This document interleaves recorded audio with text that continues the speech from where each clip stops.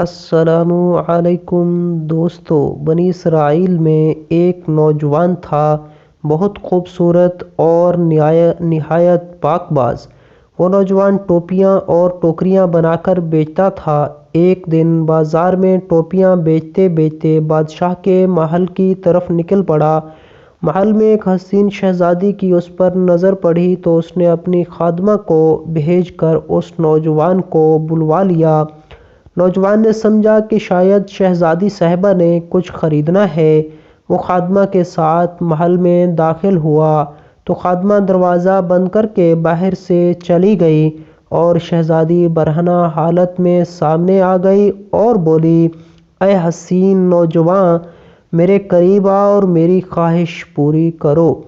نوجوان نے کہا کہ اے شہزادی، اس رب سے ڈر جو بڑا بے نیاز ہے۔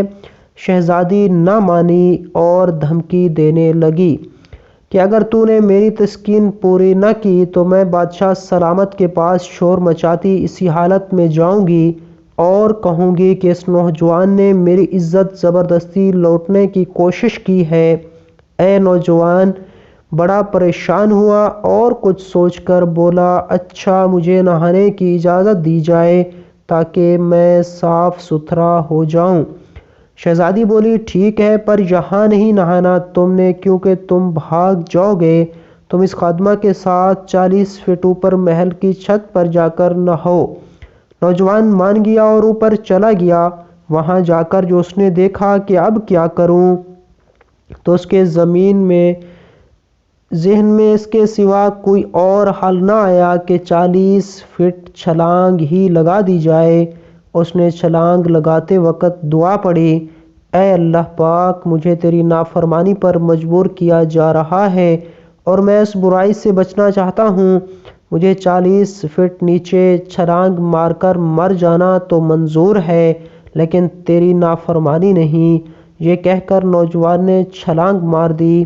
اسی وقت ایک فرشتے کو باری تعالیٰ سے حکم ہوا کہ جاؤ اس نوجوان کو بچاؤ۔ فرشتے نے اس نوجوان کو اپنے پروں میں سما لیا اور آرام سے نیچے اتار لیا۔ نوجوان بڑا خوش ہوا اور اسی وقت شکرانے کے نفل ادا کیے اور بارگاہ الہی میں عرض کی کہ مولا، تو چاہے تو مجھے اپنے اس کام سے بے نیاز کروا سکتا ہے۔ اے رب، مجھے تو کچھ عنایت کر تاکہ میں آرام سے بیٹھ کر کھا بھی سکوں اور تیری عبادت بھی کر سکوں۔ اس کی دعا قبول ہوئی اور وہی فرشتہ جس نے اس کو بچایا ایک سونے سے بھری بوری لا دی۔ عظیم نوجوان نے پھر سجدہ شکر ادا کیا اور بولا، اے میرے پروردگار، یہ جو سونا اسی رزق کا حصہ ہے جو مجھے دنیا میں ملنا تھا، تو اس میں برکت فرما۔ اگر یہ اس اجر کا حصہ ہے جو مجھے آخرت میں ملنا ہے اور اس کی وجہ سے میرے آخرت کے اجر میں کمی ہوگی تو مجھے یہ دولت نہیں چاہیے۔ نوجوان کو ایک غائبانہ آواز آئی، یہ جو سونا تجھے عطا کیا گیا ہے اس صبر کا 17واں حصہ ہے جو تو نے اس گناہ سے بچنے کے لیے کیا۔ اس نوجوان نے کہا، اے میرے مالک، مجھے ایسے خزانے کی حاجت نہیں جو آخر میں میرے اجر میں کمی کا باعث بنے۔ چنانچہ نوجوان نے جب یہ بات کہی تو سارا سونا اسی وقت وہاں سے غائب ہو گیا۔